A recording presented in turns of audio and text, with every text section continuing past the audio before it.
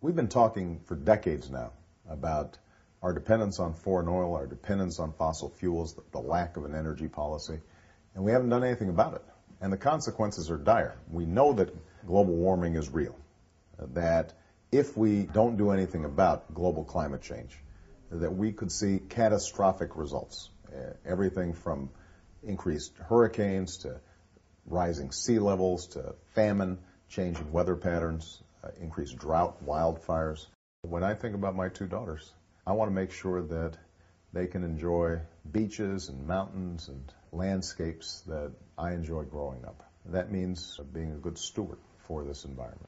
We also know that as a consequence of our dependence on foreign oil, our economy is more vulnerable. Every time the spot oil market goes up, we not only are having to cough up more money at the gas pump, but it costs our businesses and increases inflation without really providing us any value whatsoever. When I meet a family where the husband has to drive 30 miles to work and the wife has to drive 20 miles to work and gas goes up 50 cents, that's a real hit to their pocketbook, and they feel it. And that may mean that they can't get a computer for their child. It may mean that they aren't saving as much for the child's college education. In some cases, it means that they can't get to work. So these aren't abstract questions for people. And the only way that we're going to reduce gas prices over the long term is to reduce demand. There are no quick fixes. What I have said is that we should impose a fee or a tax on the windfall profits of oil companies that can be put into new development. If we increased fuel efficiency standards to 45 miles per gallon, we could save the equivalent of all the oil that we import from the Persian Gulf. The technology exists to do it.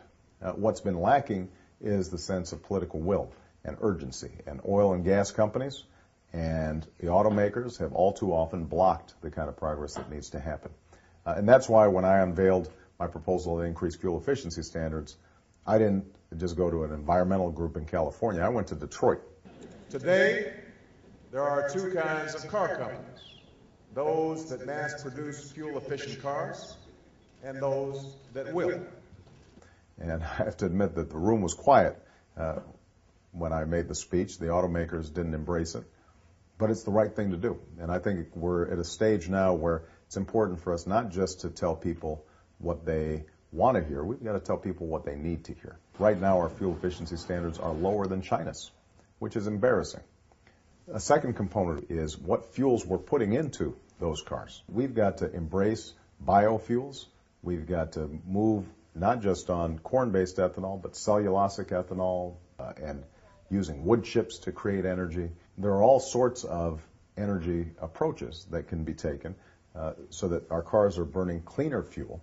And that's why I've proposed a national low-carbon fuel standard that would require 10% clean energy in all gasoline blends.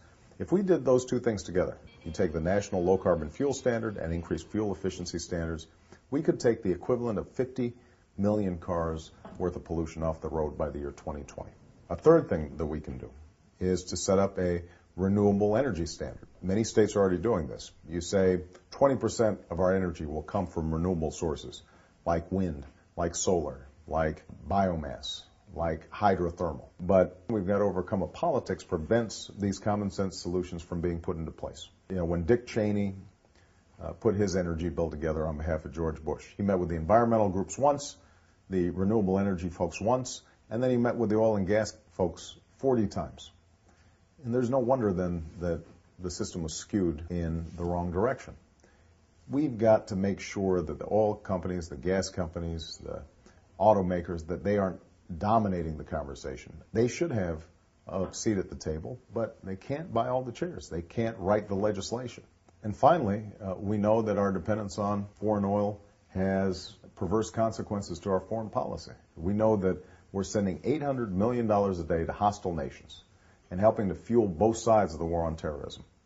And that is something that I think increasingly people recognize as a consequence of the war on Iraq. So we've got to take fundamental steps to make changes in all these fronts. We have to understand that we've got a moral obligation to the next generation to make sure that they've got a planet that is sustainable and viable, the same way that we inherited a sustainable, viable planet from our parents and our grandparents. I think young people in particular recognize the importance of this issue, and in their own day-to-day lives, they are trying to make sure that they are carbon neutral and not wasteful. And all those things add up. But we have to have leadership in Washington that is willing to rally around these issues. We can't have the kinds of policies that just through regulatory fiat, through a stroke of the pen, the president has decided we can lop off mountains in the Appalachians. That kind of disregard for the long-term energy future of America is something that is unacceptable. And the American people understand that, and they want a president who's going to help lead the way on this issue, and most importantly, make sure that we meet those moral obligations to future generations and preserve the beauty of this planet.